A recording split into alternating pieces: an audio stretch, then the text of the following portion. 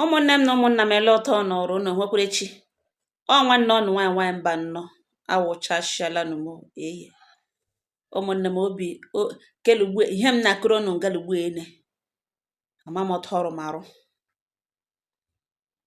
Ihe m na-aga ịkụ ngalugbu ene ama m ọtọ ọrụ m arụ m sụnge ama m ote m fili gị na ọwashi. Obi ndị mmadụ jọrọ njọ. Mana ofu ihe doro m anya wụ onye na chi eso. Ya na chi eso. Ndị Igbo so otu ishi tụji ute ṅụ gị shi ute ahụ megịrị toruo n'elu ya. Atụrụ gbaka nga n'odina nguzo oto ga-agụ ya. Tụruonụ ntị ọ n'ala. Nwa agbọbịa nọ ngalugbu ịtụgo onye n'ala bekee. Gị wụrụ nwoke bịakete ịnọ ala bekee ọ ị chọrọ ịga ala bekee bịakete. Asa koro eke ruo.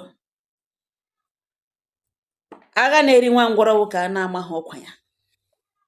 Mana ọ wụrụ na ama ọkwa ọ ga-ebido n'oge gwụrụ gawa.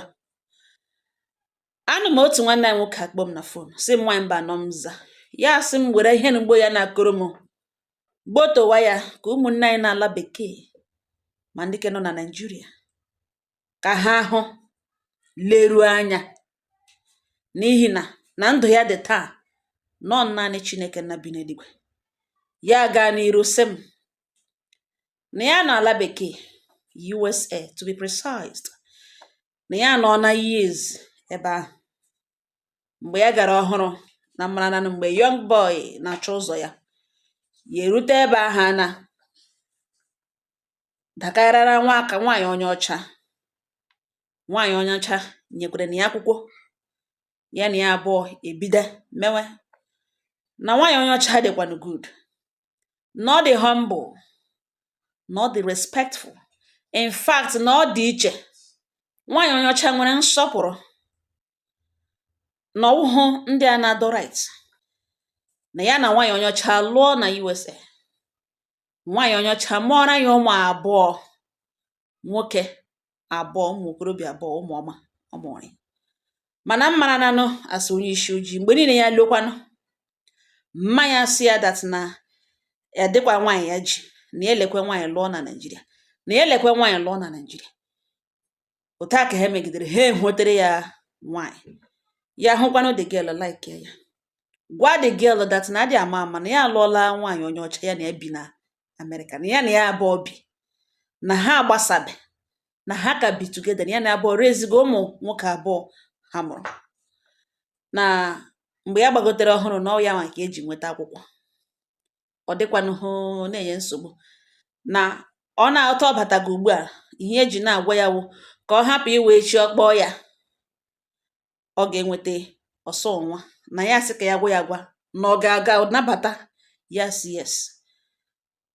Jụwa ya sị mbeti ya ga-akpọ ya bịa Amerịka ya sị ya no. Na ọ dịrị ya dangerous ịkpọrọ ya bịawa Amerịka. Mana ka a na-ele otu ụbọchị ga-adị na ya nwere ike meziere ha akwụkwọ. Ma ọ na ụmụ ya ụmụaka tolite na ha nwere ike tiga holiday na another country. Mana ọ wụrụ USA na ọ gaghị abịa. Ọ sị ya oke nsogbu anọ. Ya kpọrọ ụmụnna ha ga-eme ihe nụ n'isi ya mekwa ihe n'isi ya emecha. Lo. This lady opportunity ahụ ya eji ya na eji agbara gị alụmdi na nwanyị were tụrụ ime. Mụọ nwaanyị. Obiọma kpa ebe then ya alaghachila mgbe ozi bịara na ọ mụọna. Na ọ nwanne ya nwoke ka a na-eshitụrụ nwanne ya nwoke eji oji. Ọ nwanne ya nwaanyị. Na onye ọcha sef ahụ ma ọ macha ma ọ hụ na family album ya na ọ ma ụmụnne. Na ọ tụrụ ụmụnne ka a na-eji eji oji. Ha ejie ya that na koodo ya that na nwunye ya na ọ mụọ na nwa nwaanyị. Ya ṅụọ sendekwara ha ego. Kpọkwa ya ya na ya ekwuo. Nwaanyị mba nnọọ.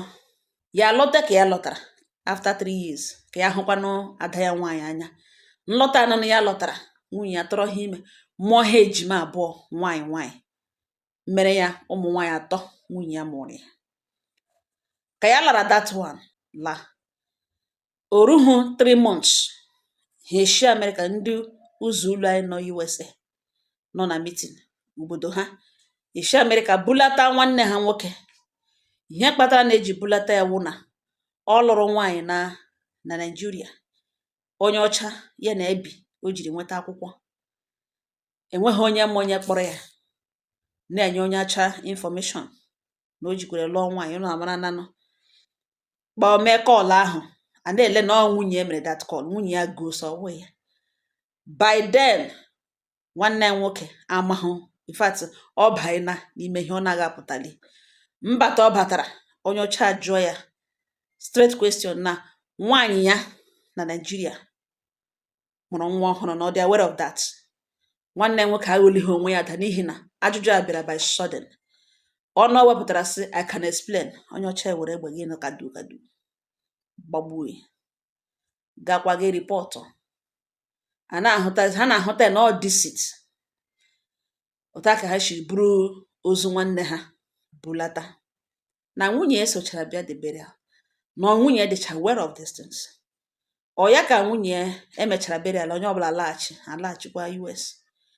Nwunye ya akpọwa ya na ya ga-alike ịbịa USA, na ọwụhụ na ha ga-anọ n'otu ụlọ, na ya ga-alike ịbịa USA. Ya gwa so ụmụ ejima ọ mụrụ ka dị obere, na ka ụmụaka galiteto isi, na enwere njem a ga-asị oke na nwaanyị naanị na nsọsọ nwaanyị na-akpọ ụmụaka aga, na ọwụhụ dịrị njem ahụ. Nakwa ya gwara ya agwa na ya ga-ese ndị ha ga-aga vacation na another country. Nwunye ya gwawa na ihe ya chọrọ ịbịa na USA, na ya gwachana na ya etighị into consideration, ya ga-repeat kwa onwe ya ọzọ. Okwu ahụ enwete o shiri daa anya na ntị, ya mekoro kere ụrị. Nwaanyị mba nnọọ mza. Ọ wụ otu a ka nwaanyị a bidoro inye ya nsogbu, na ya chọrọ ịbịa USA, na ọ bụrụ na họteelụ dị nwe ha, na ya chọrọ ịbịa USA. Ya gwa ya sị onye nwere ya nsogbu na ihe awụ ihe ya na ya bụ bagana, na before ya lụọ ya na ọ jụrụ ya na ya ga-abịa USA. Ya gwa ya sị ya ga ọ gaghị abịa US. Nyekwana ya reason na nke ọ na-epressurize ya na o wetaga something na-anọ ha inside the bracket before ha ebido ihe a na-ebido, before ha alụwa. Na o nyekwele nsogbu, no pressurize gị. Nwunye so ihe o kwuru, yes, nọ ihe o kwuru, yes, okay. Ya amahụ na nwaanyị a nwere plan. Ọ ya ka ya nọ one day.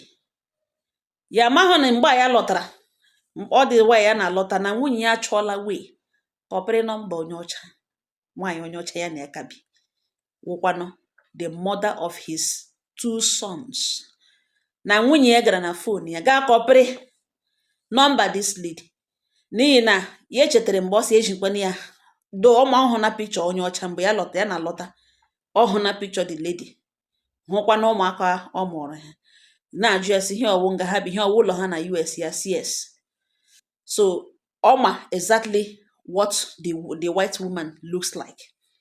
Na enwe mgbe o ji kọpịrị nọmba onye ọcha, nwaanyị onye ọcha, na ya nwa adịghị awe.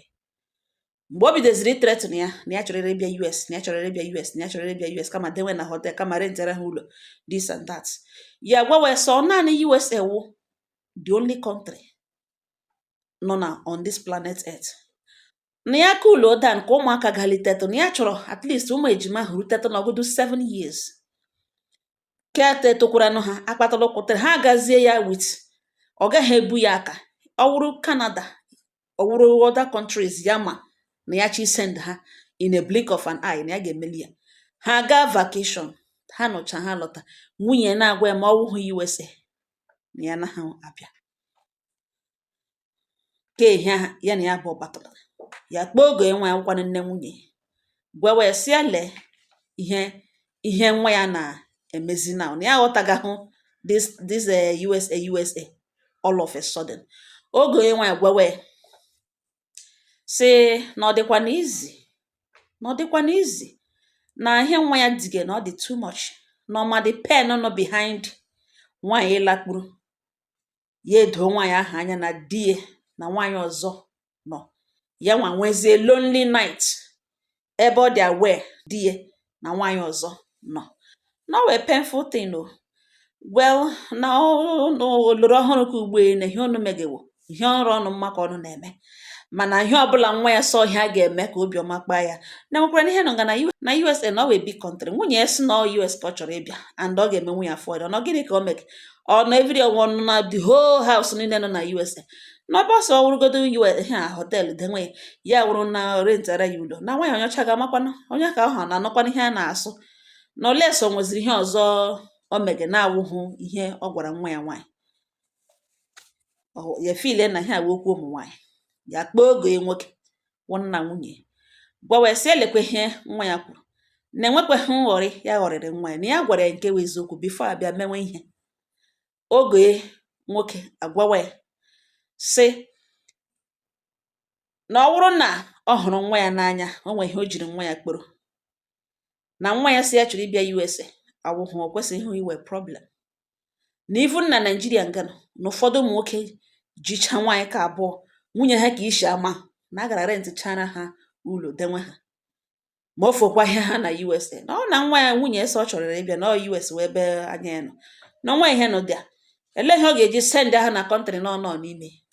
Oge nwoke asị ya na ọwụ nwoke ka ọwụ na enwe mgbe nwunye si ya bịa kpokpute n'ụlọ ebe ya na onye ọcha bi n'ebe ọ sọwụrụ na họteelụ si denwe ya na ụmụaji wụrụkwana rentere ụlọ na enwe ihe nọ dị ya. Ọ bụrụ na ihe a ga-emere nwa ya obiọma akpa ya n'ihi na nwa ya na ọnọdụ ka akpụrụre bịa lekọtawa ụlọ ọmgbọbụla jilo ya atọ ya ime nwa ha na plen ga-alakwuru onye ke ya na-ebi everyday na ọ ka ewe onye ka alụga di na obodo nwa ya nwaanyị lụga di ike agwụ ya na ihe niile ya mere nda na ya na-enye ha ego ka mmiri ya si ihe this man that means ọ mmadụ abụọ akwaga nwunye na-agwa esi emekeshọn ya kpọtara USA ya so oke gba ha nkịtị. Nwaanyị mba nnọ mza ya mahụ na this lady nwere bigger plan ya na-amahụ ishie n'ọdụ ya. O ruo otu ụbọchị nwunye ya gwawe na ụlọ ya ahụ enwe ebe ya rụrụ a very big house na dọkụmentị ụlọ ahụ kwanụ na otu esi etriti gị dị ya ọ bikos ya mụrụ nwaanyị ya sị wee leke wo triti ihe triti gị na triti na ọ chọọ na ọ chọrọ dọkụmentị ụlọ ahụ mebi ọ chọrọ ịpụ edenwe ebe ndị ka ọzọ nọ na ọ jụọ ya ihe gbasara dọkụmentị ahụ ka na-eji ajụta ahụ o si na-ajụ ya na bikos ọ nwunye ya ji dọkụmentị ụlọ ndị ka ọzọ mgbe nwanne ya nwoke ji ya chọrọ ime travel o were ha ndị nwunye ya ova n'aka ya gwa nwunye si ya dọ nwere ka ya kpọọ lọya na enwere ihe ji dọkụmentị ụlọ ahụ ya kpọọ lọya emechicha ya gwa nwunye si ihe o chetere na ya laikiri ya kpọọ lọya around off ihe ji enwere ihe nidiri na that house dọkụmentị ihe nidiri for that house a conclude we nwunye ya ga-anara the document na nwanyị mba nọ 1 month later only kpọọ ya after dọkụmentị ụlọ niile na Nigeria nọ na nwunye ya n'aka. Ihe nwunye ya meziri ewu kpọwazie nwaanyị onye ọcha nọ ntara ya na ya abụọ bi kpọọ ya na fon bide họwa beans họchanwa beans fụchashiwa beans mewe nwe ya introduce send were picture ya na ya abụọ sere ya nwa na-ejighị a copy of it to avoid ihe mgbu matter that touches the heart nwunye ya ji maka esere ya mgbe ya bịara leta ụmụ ejima ma mgbe emegere ma child education mgbe ya lọtara for ụmụ ya send ziwa nwaanyị a lot of evidence bido send ma ya eshi ọrụ lọta ya makwana ihe megana nwaanyị onye ọcha were kakala ke mkpirishi egbe mkpirishi denwe n'elu tebụl ya n'ihu bịa ntụrụ bege ọ bịakọtago n'akwa ahụ before ya elo ihu ya achacha na red mba m gụhụrụ ụzọ egughere bata olelite anya piam laka lara de kasala ka ọkọ ya tọwa ya nọ n'isi jụọ ya sị who is Priscilla. Mgbe ọ jụrụ ajụjụ ahụ ya sị n'oche ihe ya jụrụ nwunye na ọ chọrọ isend ozu ya to Africa the same way his brother's body was sent to Africa. Charge ya si I don't use F word ha na use F word na ya achọghị m ya kia na ajọ ha ya na again na who is Priscilla nga ka ọ ka nnukwu ya nọ na emechi anya anya mmiri, mkpirisi anya mmiri abụọ tapụsịa ya na anya. Ya chege ihe ya ga-ekwu, chege ihe ya ga-ekwu, chege ihe ya ga-ekwu. At that moment, ihe batara ya n'ọnụ wụ ya gwawa the lady na ọ gaghị ekwe eso ya gaa Afrịka, na ọ gaghị ekwe eso ya gaa Afrịka. Ya jụrụ ya si ya ọ bụrụ na tọn ya kpee egbe ka ha gaa Afrịka na ọ ga-ekwe. Na the lady ekpegbuo ya instantly, jụọ ya ọ gwala ya before ka ha gaa Afrịka, ya sị no. Ọ si emepecha anya jụọ ya are you sure? O bido were egbe ahụ tọwa ya nnọọ n'isi, were ya rụọ ya n'isi, jụọ ya it's not that question is not it. Ị mara nụ lekwe ya elekwe ọnwụ. Ya rịọwa ya so ọ na ọ ga-ekwe eso ya gaa Afrịka, na ya ga-achọ ka o witness ya his divorce with that African lady. Lewe wetuzie egbe, anya mmiri, anya mmiri, anya mmiri, ọ na-ebe. Ya ahụbeghị a white lady dị like that, bịara that close like that before laa azụ. Nọ naanị Chineke bi n'eluigwe zọrọ ya. Ozugbo o wepụrụ egbe ahụ, ya pikiri dị egbe, gazie gaa gụrụ ya jide ya, because ọ dị aware of nwanne ha nwoke nke onye ọcha ibe ya gbagburu ha bulara.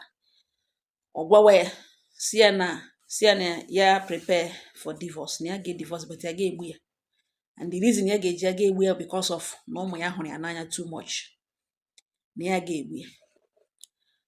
Nwaanyị mba nnọọ mza that night the lady apụọ ga ehie na hotel. After some days ya kpọwakwa ya ọbịa because ofu ihe ya ma wụ na that lady hụrụ ya n'anya too much. Lady hụrụ ya n'anya too much kara ka ya nwa hụrụ ya. Ya kpọọ ya ọbịa, ya gwa ya sị ya ga-alike ka ha gaa Afrịka. Ọ jụọ ya sị when, ya wee a book of flight ticket. Na ya dị surprised this lady ekwere with ụmụ ha abụọ, ha fly ya down to Nigeria. But before then, ya kpọọ nwanne ya nwoke, kpọọ nwanne ya nwaanyị, ụmụnne ndị ka nọ na kọrọ ha ihe mere nọ, jụọ nwunye ese nso na ọ kwesịghị ekwesị ụmụ nwaanyị ofu nwoke na-alụ ịmara onwe ha. Ya so oke na nsogbu anọ na ya na-alọta. Na otu a ka esi kpọrọ this lady na ụmụ ya abụọ ha alọta na Nigeria. Ya gwa ha na nwunye ya dị aware na ebulatara ozu na village nna mụrụ ya, and the reason eji bulata ya n'ihi na nwunye that man gara aga mee onwe ya introduce to onye ọcha nwanne ha nwoke n'ala bekee lụrụ, ya were gbagbuo ya because ọ si ya kpọta ya America. Ya jụ na onye nyekwere na nọmba onye ọcha in the first, nwunye nwaanyị ya na-ebi in the first place, na ya ghọrịrị ya agwaghị ya na nwaanyị onye ọcha bi, na enwere ihe ya ọ nụrụ after ọ lụrụ ya na ya abụọ lụrụ ọ na-anụghị before ha lụọ, na ihe nwunye ejiri make sure na the whole property document ụlọ ya ọ gadara jide ya because ọ dị aware na ya nwere plan ọ dewere in place so that o execute ebulata hapụ ozu ya again, n'ihi na ọ ma how dangerous ihe ahụ o mere dị. Na eti akwụkwọ mkpọ ndị obodo agbakọ, a na-ele nwunye, a na-ele ụmụ ya. Ya gwa ụmụnne si lekwe ya, ọ sị ya dị ready ọgodo Pluto na ya eso ya gaje, na Chineke kpara ya onye ọcha kele n'aka, kele na ọ dị iche, na ebe ọbụla ya gaje ya ga-eso ya aga azidie. Na ya alụọla nwaanyị, na nke abụọ na ha fọsịrị lọ no mistake, na ya chọrọ ihe ya lọtara wụ ka ya na ke divorce. Na nwaanyị mba nọ ndị oge ebidoro rịọwa onye ihu na-arịọ na ọ wụ ụmụnne si na nwunye plan eburugodo ụzọ nara jugodo ya dọkụmentị ya ma ụlọ ndị ya zụchiri na onwedo right ijide ha because ọma mgbe ya rụrụ enwe ke naira nọ n'ime ya, na weregodo polisi nara enwe hold nara ya the whole document, send ya to ụlọ nne na nna so ha prepare na ndị obodo ha na-abịa nara ha kwụrụ n'ishie, na agakwala na gaa nara ha kwụrụ n'ishie, na usoro niile ya ejiri lọ ya gbasala gwa na ya ebe ọwụ ihe ọ chọrọ ka ebulata ozu ya, na ya bịara iji ya onwe na ebulatazighị ozu ya, and the reason eji lụwa ya lụwa before ya na-efili na onye ọcha ga-eso ya alata n'Afrịka, mana ebe o soro ya lọta na ihe niile ya na-achọ na ya nwetara ya. Ụmụnne m na ọ weta nwaanyị ya lụrụ na Naịjirịa ya na ya bọchie gbasa, na m gwara ya ụmụnne, ọ bụrụ na ịhụ nwaanyị nọ ngala ikekwe ị nwere related story with your husband, ị nwere similar story experience, ụmụnna ya, a lot of ụmụnna ya n'ala bekee taa ụmụ nwaanyị nyere ha akwụkwọ, ụfọdụ n'ime ha, a lot of them, ha nwetara akwụkwọ, ụkwụ eshighị ike ha nụ because gịnị, ha gara obodo ahụ lụọ nwaanyị obodo ahụ. Mana ya anụbeghị na ụfọdụ ụmụnne anyị lọtara ghọrọ ya nwaanyị Nigeria. Majority of ụmụnne anyị, because ha adịla civilized, na-agwa these ladies ha na-alụ na Nigeria that na adị ama ama ha eji nwaanyị onye ọcha nweta akwụkwọ. Na ọ bụrụ na di gị gwara gị ihe dị ụtọ a, gị baiga na that marriage, that na ikwesịghị ekwesị ka ị bịa rụnwa against him, ọ gị bịa accuse way one way or the other, ọ bịa nwa ahụ mgbakasị na ihe hụrụ before gị baiga. Gị wụrụkwanụ nwanne anyị nọ ala bekee, gị ka nwa ahụ mee ka ị sure na nwaanyị ị na-alọta Naijiria bịa ịlụ dị aware na enwere ihe jikọrọ gị na onye ọcha, ọwụ na agbasala, ọwụ nọ ka nọ n'ime ya, na ọ dị very very important. Mgbe okwu a bịa dawa during the divorce process, na ikpe mara nwunye, nwe onye nụrụ ihe a na-etighi mkpu, so plan nwaanyị a wụ ka ebulatakwa di ya otu esi bulata nwanne di ya. Ele otu nwaanyị ga-esi dị aware na-eshi otu a shi America bulata ozu mmadụ, ya were ha the same danger push ehekwe di ya into it by herself with full chest. Ụmụnne m, mana ụnụ mara ihe ọnụ ọlụga, ụnụ mara ihe ọnụ na-alụ. Oge nwaanyị na-arịọ ogbu ikpere obege na ya makwa na nwa ya gwakwaghị ya na ọwụ na ọ gwara na ọ ga-akpọ ya na fon, na ọgọ na ebiko na ọ wụrụkwa Amerịka nwa na ọ bịa kpọtakwala ya, gwa ha na aka ọkụga na ọ dị oge ya gaala. Enwe onye ghọrịrị ibe na ya tara ụkwa jaa ya eze. Ịnụ ngala ugbo ene dịṅụ n'ala bekee, ịdị awe na enwe ihe jikọrọ ya na onye ọcha, ahụ agbakashiwala ṅụ inye nwene ya accuse, anyị ma ọtọ shedoro m, ịma ọtọ shedoro because gị na onye ọcha bi, because gị tọọ nọ ihe niile ị hụrụ before gị baa, gị tọọ nụzie etu ọkụ na nkịtị. Lerukwa anya, lerukwa anya biko, n'ime iwe gị niile. Amakwala nwa gị mee ihe na nwaanyị na o mere gị mere fonu chọwa otu isi eri ite onye ọcha naanị ka imegbute nwunye, ka ọ gị mee ya ka o were jealousy mebi ka ọ pụọ, ka ọ mazụta ha na-eteki nonsense ka ọ pụọ. Some of them a na-apụ, a na-ajụ ọsọ kwatuo the man before na-apụ. Ha na-apụkwa like that, ha na-ejikwa ndụ ha apụ ka ị hapụ ifili na ị chọrọ ịnọ nga na separate ha abụọ. Jikerekwa ịza nwaanyị isi ekpe if possible, ma ọ na-ekpachapụ ha anya. Ụmụnne m, ọhịa ọsọ m bịa gbotoro ọnụ ngala na biko nwanne m nwaanyị di ya n'ala bekee, enwe ihe jikọrọ dị na onye ọcha, kpachapụ anya biko, trade carefully. Arịrịọ ka m na-arịọ m biko, ọ nga ọha na m n'ọnụ, udo dịrị ọnụ.